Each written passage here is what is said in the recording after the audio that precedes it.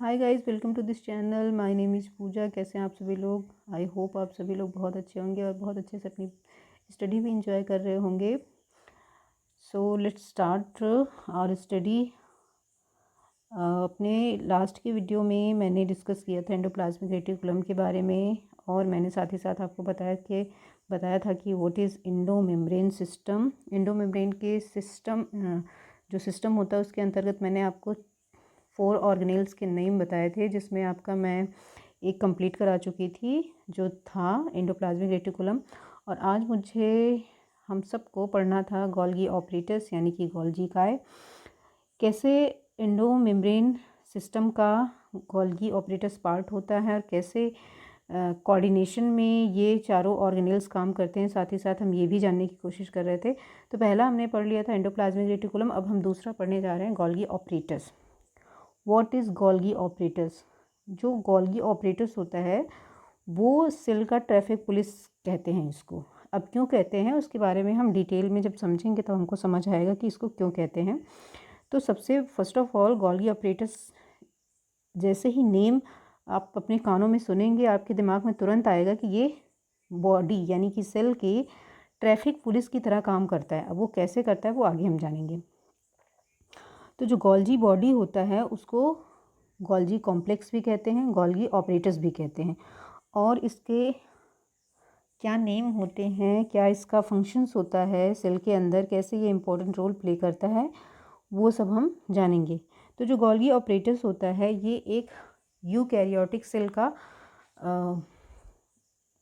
कह सकते हैं क्वालिटी होती है। ये प्रोकैरियोटिक सेल में नहीं पाया जाता है, ये यूकैरियोटिक सेल में पाया जाता है। और ये डबल मेम्ब्रेनस होता है, जैसे हमारा माइटोकॉन्ड्रिया, क्लोरोप्लास्ट और एंडोप्लाज्मिक रेटिकुलम था, ठीक वैसे ही ये भी डबल मेम्ब्रेनस ऑर्गेनेल होता है। तो पहले मैंने आपको बताया कि गोल्गी बॉडी जैसे ही आपके कान में ये वर्ड आएगा आपके दिमाग में तुरंत आएगा कि ये सेल के ट्रैफिक पुलिस की तरह काम करता है। दूसरा है कि इसको कई नामों से जानते हैं। पहला आपका मैंने बताया गोल्गी बॉडीज़, दूसरा है गोल्गी कॉम्प्लेक्स और तीसरा है गोल्गी ऑपरेटस। और किस नाम से हम जानते हैं ये हम आगे पढ़ेंगे, ठीक है। अब प्लांट में इसको किस नेम से जाना जाता है ये भी हम जानेंगे। तो गोल्जी कॉय एक मुख्य अंगक होता है। किसका अंगक होता है? सेल का। किस सेल का? यूकैरियोटिक सेल का, ठीक। इन्हें हम लाइपोकॉन्ड्रिया भी कहते हैं। क्या कहते हैं? लाइपोकॉन्ड्रिया कहते हैं। जब ये पौधों में पाया जाता है तब इसको हम डिक्टियोसोम कहते हैं। तो जब हम प्लांट सेल की बात करते हैं गोल्गी ऑपरेटस के सेंस में, तब हम इसको कहते हैं डिक्टियोसोम। क्या कहते हैं? डिक्टियोसोम। तो 3-4 नामों के बारे में मैंने बताया। पहला है आपका गोल्गी बॉडीज़, दूसरा है गोल्गी कॉम्प्लेक्स, तीसरा है गोल्गी ऑपरेटस, चौथा है आपका लाइपोकॉन्ड्रिया, और पांचवा जब हम पौधे के यानी कि प्लांट के बारे में बात करेंगे उस केस में हम गोल्गी बॉडी को क्या कहेंगे? हम कहेंगे डिक्टियोसोम। तो इस जो ये ऑपरेटस जो ये ऑर्गेनेल पाया जा रहा है इसकी खोज किसने करी थी? इसकी खोज की थी कैमिलो गोल्जी ने। तो इन्होंने अपने नाम के ऊपर ही इस ऑर्गेनेल का नाम रख दिया था गोल्गी ऑपरेटस। तो यहाँ जानना बहुत ज़्यादा ज़रूरी है, ये मुझे पहले ही बताना था कि जो इन्वेंशन होता है और जो डिस्कवरी होती है दोनों में बहुत बड़ा डिफरेंस होता है। डिफरेंस ये होता है कि इन्वेंशन में जो मनुष्य होता है वो किसी चीज़ को बनाता है, किसी नई चीज़ को बनाता है, बट जो डिस्कवरी होती है, डिस्कवरी में जिस चीज़ की वो डिस्कवरी किया होता है वो पहले से ही इस यूनिवर्स में प्रेजेंट होती है, हमें उसके बारे में पता नहीं होता है। तो जब हमें पता चलता है किसी के थ्रू तब हम उसको कहते हैं डिस्कवरी। और इन्वेंशन वो होता है जो मनुष्य बनाता है कोई चीज़, नई चीज़, उसको हम बोलते हैं इन्वेंशन, यानी कि किसी चीज़ का आविष्कार होना, ठीक। तो क्योंकि कैमिलो गोल्जी जो है सेल में, यूकैरियोटिक सेल में पहले से ही प्रेजेंट थी, बस उसकी खोज कैमिलो गोल्गी ने 1898 में करी थी। तो इन्होंने कहाँ खोज करी थी? इन्होंने सर्वप्रथम इसको पशुओं की कोशिकाओं में देखा था, ठीक। उसके आधार पर इन्होंने हमें बताया था कि कैमिलो गोल्गी ने कि गोल्गी ऑपरेटस नाम का कोई सेल ऑर्गेनेल सेल में पाया जा रहा है, जिसके लिए उन्हें 1906 में, ठीक, 1906 में नोबेल प्राइज़ दिया गया था, ठीक। अब ये यूकैरियोटिक सेल का गुण होता है, ना कि ये प्रोकैरियोटिक सेल का। तो प्रोकैरियोटिक सेल में आपके जीवाणु भी आते हैं और नीली हरी शैवाल यानी कि ब्लू ग्रीन एल्गी भी पाई जाती है। तो दैट मीन्स कि ये ना तो बैक्टीरिया में पाए जाएंगे, ना ही ब्लू ग्रीन एल्गी में पाए जाएंगे। ठीक, कई सारे पॉइंट्स मैंने आपको बताया जो कि बहुत ही इम्पोर्टेंट है गोल्गी बॉडी के केस में। पहला मैंने आपको बताया था कि जो है कि जो गोल्गी ऑपरेटर्स होता है उसको हम कई नामों से जानते हैं, Golgi complex, Golgi bodies, Golgi operators, lipochondria. और जब हम पौधे के केस में बात करेंगे तब हम बात करेंगे कि ये इसको हम क्या कहते हैं, डिक्टियोसोम कहते हैं। दूसरा मैंने आपको बताया था कि गोल्गी ऑपरेटर्स जो है सेल का ट्रैफिक पुलिस कहा जाता है इसको। ठीक, इसकी खोज किसने करी, कैमिलो गोल्जी ने, जिनके नाम पर ही हम इस ऑर्गेनेल को गोल्गी ऑपरेटर्स कहते हैं। इन्होंने खोज करी 1898 यानी कि 1898 में। और कहाँ देखा था, पशुओं की कोशिकाओं में यानी कि एनिमल सेल में इन्होंने इसकी खोज करी थी। बट इन्हें नोबेल प्राइज़ कब मिला, 1906 में। और ये प्रोकैरियोटिक सेल्स में नहीं पाए जाते हैं। दैट्स वाई जीवाणु यानी कि बैक्टीरिया और नीली हरी शैवाल यानी कि ब्लू ग्रीन एल्गी में इनका प्रेजेंस नहीं होता है। और एक बात बहुत ही ज़रूरी है आपके लिए जानना कि जो प्लांट में जो गोल्गी ऑपरेटर्स पाया जा रहा है यानी कि डिक्टियोसोम पाया जा रहा है वे वेल डेवलप नहीं होता है। ठीक, यानी कि जितना डेवलप ये मनुष्य के यानी कि एनिमल सेल में होता है उतना पूरी तरीके से ये प्लांट सेल में डेवलप नहीं होता है। ठीक, ये बहुत ही इम्पोर्टेंट है। उसके बाद हम बात करते हैं इसके शेप एंड साइज़ की। तो जो गोल्गी ऑपरेटर्स होता है ये विभिन्न प्रकार यानी कि विभिन्न आकार के बनी चपटी कुछ मुड़ी हुई थैलियों का एक समूह होता है। क्या होता है, सिस्टर्नी होता है। सॉरी, एडिटिंग में थोड़ी मिस्टेक हो गई, यहाँ पे एन होना चाहिए था। तो जो चपटी थैलियाँ होती हैं उनको सिस्टर्नी कहते हैं। सिस्टर्नी जैसे आपका एंडोप्लाज्मिक रेटिकुलम में जो चपटी थैलियाँ पाई जा रही हैं, ठीक वैसे ही गोल्गी ऑपरेटर्स में भी पाई जाती हैं और उनको भी सिस्टर्नी ही कहते हैं। अब कैसे आप डिफ्रेंशिएट करोगे कि एंडोप्लाज्मिक रेटिकुलम की बात कर रहे हैं या फिर गोल्गी ऑपरेटर्स के सिस्टर्नी की बात कर रहे हैं? तो इसमें हमें ये जानना ज़रूरी होता है कि जो गोल्गी बॉडी होती है उसकी जो सिस्टर्नी होती है यानी कि बैग लाइक शैक लाइक जो स्ट्रक्चर होता है उस पर राइबोसोम्स नहीं पाए जाते हैं। बट जब हम एंडोप्लाज्मिक रेटिकुलम की बात करते हैं तो उसमें जो है कि राइबोसोम्स पाए जाते हैं, उसकी सिस्टर्नी पे राइबोसोम्स पाए जाते हैं। गोल्गी ऑपरेटर्स की सिस्टर्नी पर राइबोसोम्स नहीं पाए जाते हैं। इसी तरीके से हम डिफ्रेंशिएट करते हैं एंडोप्लाज्मिक रेटिकुलम के चपटी थैलियों के केस में और गोल्गी ऑपरेटर्स के केस में। ठीक, तो ये थैलियाँ घनी होती हैं, समानांतर होती हैं, जैसे कि आपने एंडोप्लाज्मिक रेटिकुलम में भी देखा था। तो ये क्या होता है, ये एंडोप्लाज्मिक रेटिकुलम और जीव द्रव्य कला यानी कि प्लाज्मा मेम्ब्रेन के बीच में फैली रहती हैं। ठीक, कहाँ पे होती हैं ये भी समझ में आ गया। एंडोप्लाज्मिक रेटिकुलम और प्लाज्मा मेम्ब्रेन के बीच यानी कि जीव द्रव्य कला के बीच में ये फैली रहती हैं।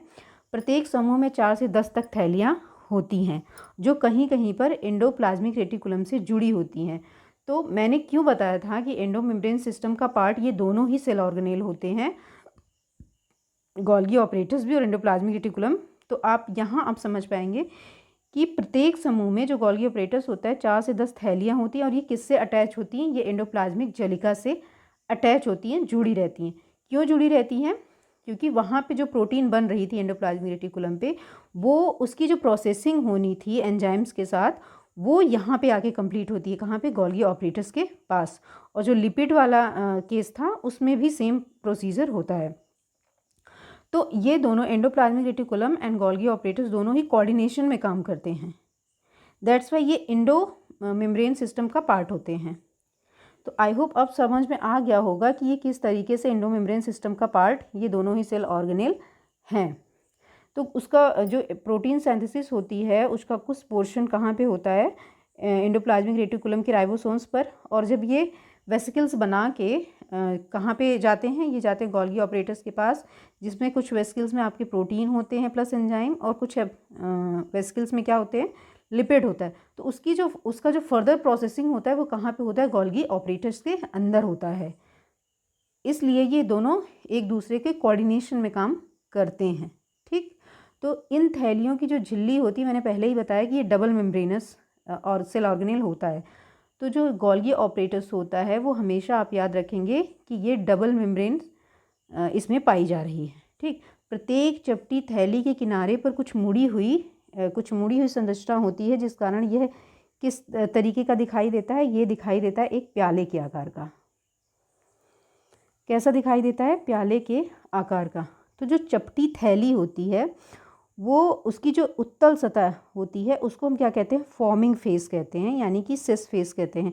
तो ये सिस फेस हमेशा किसकी तरफ होता है, हमेशा ये होता है एंडोप्लाज्मिक रेटिकुलम की ओर। ठीक, तो जो चपटी थैली का जो कॉन्वेक्स पोर्शन होगा उसको हम कहते क्या हैं, उसको हम फॉर्मिंग फेस कहते हैं। क्यों फॉर्मिंग फेस कहते हैं, क्योंकि जो प्रोटीन सिंथेसिस वहाँ से बन के आया था उसकी जो फर्दर प्रोसेसिंग होनी थी वो सिस फेस पे ही होती है। दैट्स वाई हम इसको कहते हैं फॉर्मिंग फेस, या फिर वो इस तरीके से उभार उसमें होता है कि वो कॉन्वेक्स, उसकी सतह उत्तल दिखाई देती है, दैट्स वाई उसको कॉन्वेक्स कहते हैं। तो फॉर्मिंग फेस, सिस फेस और कॉन्वेक्स फेस ये सब एक ही है। ठीक, तथा अवतल यानी कि कॉन्केव को हम मैच्योरिंग या ट्रांसफेस कहते हैं।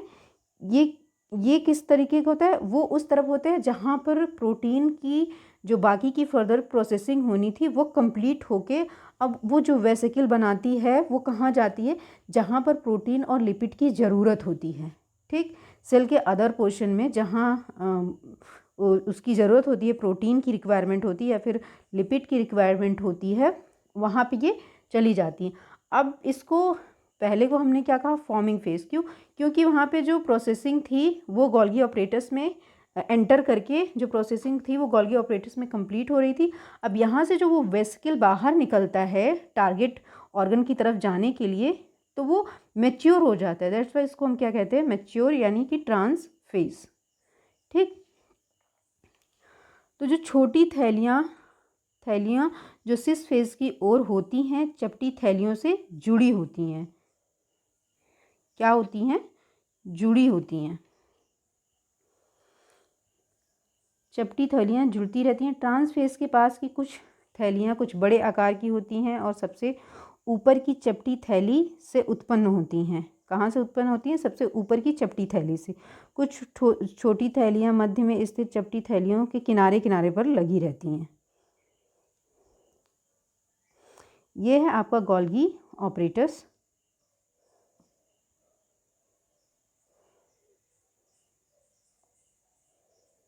एक मिनट, ये आई थिंक इसमें बहुत अच्छे से आपको डायग्राम समझ आ रहा होगा कि इसको, ये हुई आपकी चपटी थैलियाँ। मैंने क्या बताया था, ये 4 से 10 की संख्या में होती हैं। एक समूह में कैसे होती हैं, 4 से 10 की संख्या में। ठीक, तो इसका जो कॉन्वेक्स पोर्शन होता है उसको हम क्या कहते हैं, सिस फेस यानी कि जो है कि फॉर्मिंग फेस। और ये किसकी तरफ होता है, ये होता है एंडोप्लाज्मिक रेटिकुलम के की तरफ होता है। तो ये जो पोर्शन आप देख रहे हैं वेसिकल का, ये कुछ वेसिकल आपको दिखाई दे रहे हैं। तो transfer vesicle from the rough endoplasmic reticulum. Rough endoplasmic reticulum क्यों कह रहे हैं, क्योंकि वहाँ से जो भी राइबोसोम्स हैं उनमें प्रोटीन की सिंथेसिस हो रही है वो रफ की तरफ से ही आ रहे हैं। तो ये इसकी फर्दर प्रोसेसिंग जो वेसिकल्स की होनी है वो कहाँ पे होगी, वो आपके गोल्गी ऑपरेटर्स में होगी। और किधर की साइड होगी, फॉर्मिंग फेज की साइड।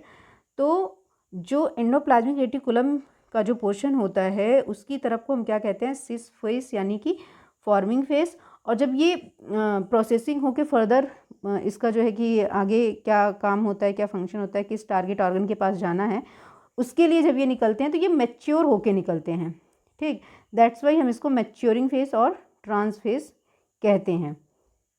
तो ये देख रहे हैं आप, ये यहाँ से निकल के ये सारे वेसिकल्स, ये इनकी प्रोसेसिंग हो रही है। प्रोसेसिंग होके जब ये इधर आ रहे हैं, ये रहा और ये रहा, तो ये टारगेट ऑर्गन की तरफ जा रहे हैं जहाँ पे प्रोटीन की आवश्यकता है। ठीक, इसीलिए इसको कहा गया secretory vesicles leaving the trans reason.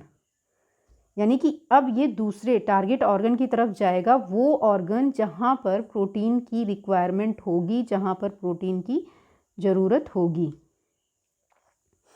I hope ये आपको समझ आ गया होगा। इसी को हम कह रहे हैं सिस्टर्नी, सॉरी, इसी को हम क्या कह रहे हैं, सिस्टर्नी कह रहे हैं। और ये आप देख रहे हैं फ्लैट यानी कि चपटा सा स्ट्रक्चर है जो बैग लाइक है।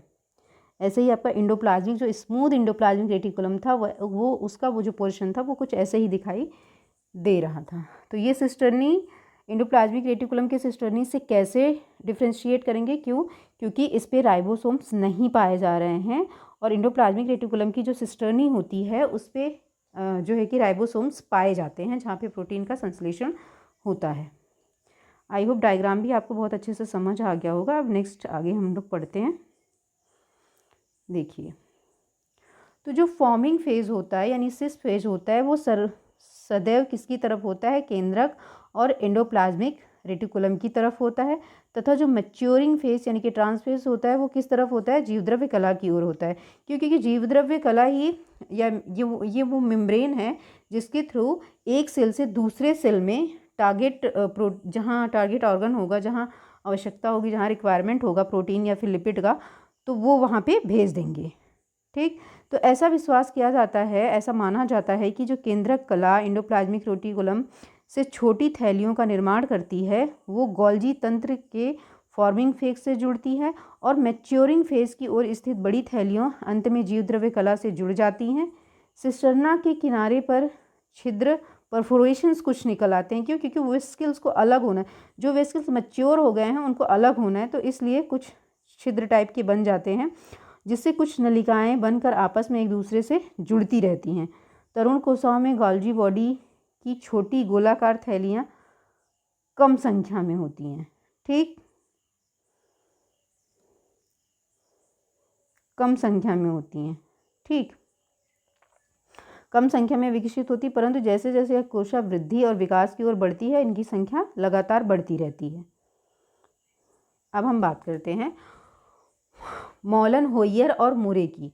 तो इन्होंने 1967 के अनुसार इन्होंने ये बताया, चपटी प्लेट के आकार की जो थैलियों के समूह होते हैं इसी प्रकार के बने दूसरे समूहों से कुछ नलिकाओं के द्वारा जुड़ते हैं, जिन्हें हम क्या कहते हैं, इंटरसिस्टर्नल ट्यूबुल्स।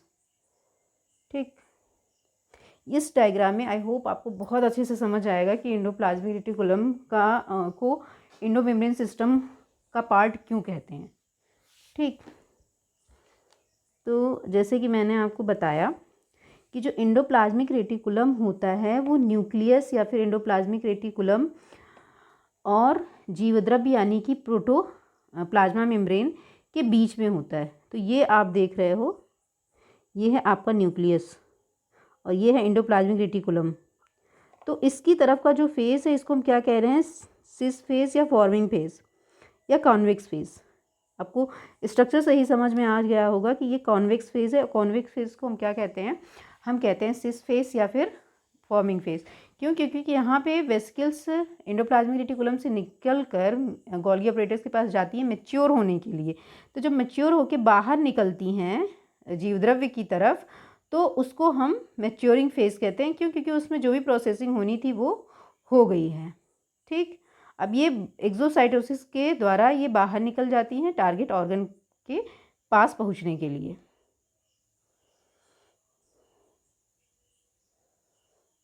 अब हम बात करते हैं, हाँ, तो जो उसके बीच का भाग था उसको हम क्या कह रहे थे, इंटरसिस्टर्नल ट्यूबुल्स। क्यों, क्योंकि वहाँ पे वो एक दूसरे से जुड़ रहे थे।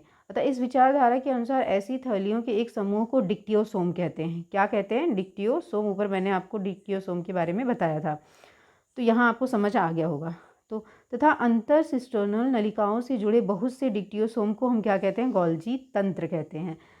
तंत्र क्यों कहते हैं, क्यों, क्योंकि बहुत सारे ऐसे ट्यूबुल्स एक दूसरे से जुड़े होते हैं, इसलिए इसको हम, जब बहुत सारे ट्यूबुल्स जुड़े होते हैं तो कई ग्रुप में होते हैं, और जब ये ग्रुप एक दूसरे से जुड़े होते हैं तो ये क्या बनाते हैं, ये ऑपरेटर्स बनाते हैं, एक तरीके का सिस्टम बनाते हैं। दैट्स वाई हम गोल्गी बॉडी को गोल्गी ऑपरेटर्स भी कहते हैं। अब हम बात करते हैं गोल्गी ऑपरेटर्स के फंक्शन के बारे में। तो जो इनका कार्य होता है वो बहुत अच्छे से भी समझा नहीं गया है, लेकिन कुछ कुछ बातें हमको पता चल गई हैं, तो उसके बारे में हम बात करते हैं। तो सबसे पहला जो उसका फंक्शन होता है गोल्गी ऑपरेटस का, वो क्या होता है, वो सेक्रीशन का होता है। सेक्रीशन का क्यों होता है ये हम बात करते हैं। तो जो डिक्टियोसोम गोल्जी सैक्स होते हैं कि गुहाएं जो हैं पॉलीसेकेराइड, सल्फो और साइलोम्यूसिन और म्यूकोपॉलीसेकेराइड पाई जाती हैं। ठीक, तो डिक्टियोसोम यानी गोल्जी सैक्स की जो गुहाएं होती हैं उनमें ये चीज़ें पाई जा रही हैं, polysaccharide, sulpho and sialomucins and mucopolysaccharide. तो बहुत सारे enzyme nucleoside, phosphatase, thiamine, pyrophosphatase, acid phosphatase और परऑक्सीडेज भी डिक्टियोसोम में पाए जाते हैं। कुछ विभिन्न प्रकार के प्रोटीन भी डिक्टियोसोम में एकत्रित रहते हैं। इन प्रोटीन्स का निर्माण कहाँ से होके होता है, ये एंडोप्लाज्मिक रेटिकुलम पे जो राइबोसोम्स उपस्थित होते हैं उनमें होता है। तो यह प्रोटीन एंडोप्लाज्मिक जलिका से बहुत सी ट्रांजिशन थैलियों के द्वारा डिक्टियोसोम में प्रवेश करते हैं। डिक्टियोसोम के सेक्यूल्स से छोटी छोटी मुकुल्ले यानी बर्ड्स के रूप में स्रावी कण उत्पन्न होते रहते हैं। इसी प्रकार से ये स्रावी कण बहुत से स्रावी पदार्थों, polysaccharide, acid polysaccharide, slime, municipal protein, acid polysaccharides को अपने अंदर एकत्रित करके कोशिका की सतह पर पदार्थों को बाहर निकालते रहते हैं। यही कारण है कि गोल्जी तंत्र स्रावी कोशिकाओं में भी अधिक पाए जाते हैं। ये है आपका गोल्गी ऑपरेटर। इसमें भी बहुत अच्छे से आप समझ सकते हो what is the coordination between the endoplasmic reticulum and the Golgi body. आप देख रहे हैं ये रफ एंडोप्लाज्मिक रेटिकुलम है, यहाँ से प्रोटीन बन के इस वेसिकल में जा रहा है, फिर ये गोल्गी ऑपरेटस में प्रवेश कर रहा है।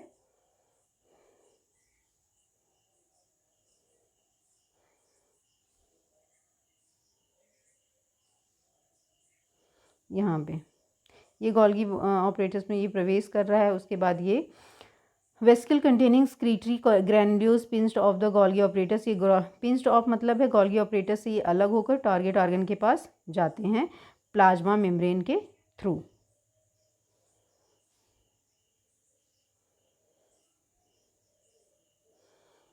दूसरा इनका फंक्शन क्या होता है, दूसरा इनका फंक्शंस होता है कोसा का निर्माण, कोसा पट्ट का निर्माण यानी कि cell plate formation. Cell plate कब बनता है, सेल प्लेट बनता है जब सूत्री विभाजन होता है या फिर अर्धसूत्री विभाजन होता है, तो उसमें एक कोसा की पट्टी बनती है, ठीक, प्लेट बनती है उसके दौरान लास्ट के पोर्शन में। तो वो जो सेल प्लेट बनती है वो किसके द्वारा बनती है, गोल्जी ऑपरेटस की थैलियों को कट करके कोसा पट्ट प्रदेश की ओर आ सकती हैं और कोसा पट्ट का ये निर्माण करती हैं।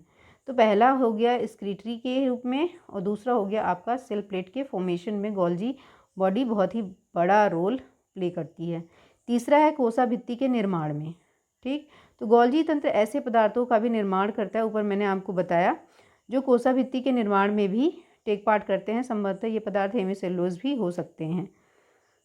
चौथा है शुक्रजनन के अंतर्गत अग्रपिंडक का निर्माण करना यानी एक्रोसोम्स का निर्माण करना। आप जानते हैं मेल सेक्स ऑर्गन में जिन सेल का निर्माण होता है उसको हम कहते हैं स्पर्म, ठीक, यानी शुक्रजनन। तो जो स्पर्म का जो आगे वाला पोर्शन होता है जिसको एक्रोसोम कहते हैं, उसका निर्माण कौन करता है, उसका निर्माण करता है गोल्गी ऑपरेटस, ठीक। तो उससे होता क्या है, एक्रोसोम से कुछ एंजाइम्स निकलते हैं जो एग सेल यानी कि जो अंडा होता है फीमेल का उसको रप्चर करते हैं, तब जाके जो आपका स्पर्म होता है वो एग सेल के अंदर एंटर करता है, ठीक। तो एग सेल को रप्चर करने के लिए एक्रोसोम में जो एंजाइम पाए जाते हैं उन सब का निर्माण कहाँ पे होता है, कहाँ से होता है, वो गोल्गी ऑपरेटस से ही होता है। तब जाके अब ये क्रिया होती क्यों है, ये होती है फर्टिलाइजेशन के लिए, तभी जाके एक जाइगोट का निर्माण होता है। पांचवा आपका है हार्मोन के फॉर्मेशन में। तो जंतुओं की जो अंतःस्रावी ग्रंथियां होती हैं वो जैसे आपका पैंक्रियाज हो गया, ठीक। तो पैंक्रियाज में जो हार्मोन बनते हैं उन हार्मोन को बनाने में जो गोल्गी ऑपरेटस है वो हेल्प करता है। छठा आपका फंक्शन है गोल्जी तंत्र को कोशिका की ट्रैफिक पुलिस। मैंने आपसे स्टार्टिंग में ही बात की थी कि ये ट्रैफिक पुलिस की तरह कार्य करता है। क्यों, क्योंकि यह कोशिका की प्रोटीन्स कोशिका कला के घटकों एवं विकर यानी कि एंजाइम्स आदि पदार्थों को ज्यों के त्यों अथवा रूपांतरित करके इनकी छटनी करते हैं और इन्हें विभिन्न प्रकार की थैलियों में बंद करते हैं। ये थैलियाँ फिर कोसा में अपने अपने गंतव्य स्थान पर चले जाते हैं। गंतव्य स्थान का मतलब है टारगेटेड ऑर्गन के पास, जहाँ पर प्रोटीन की ज़रूरत होगी। तो यह कार्य करने के लिए उनमें बहुत सी एंजाइम्स पाए जाते हैं। दैट्स वाई हम गोल्गी ऑपरेटर्स को क्या कहते हैं, ट्रैफिक पुलिस कहते हैं,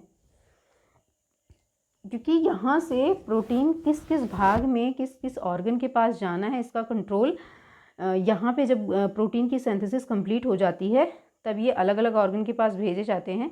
इसीलिए अब उसको मॉडिफाई करते हैं या फिर उसमें कुछ परिवर्तन होता है नहीं होता है, इनकी छटनी भी करते हैं।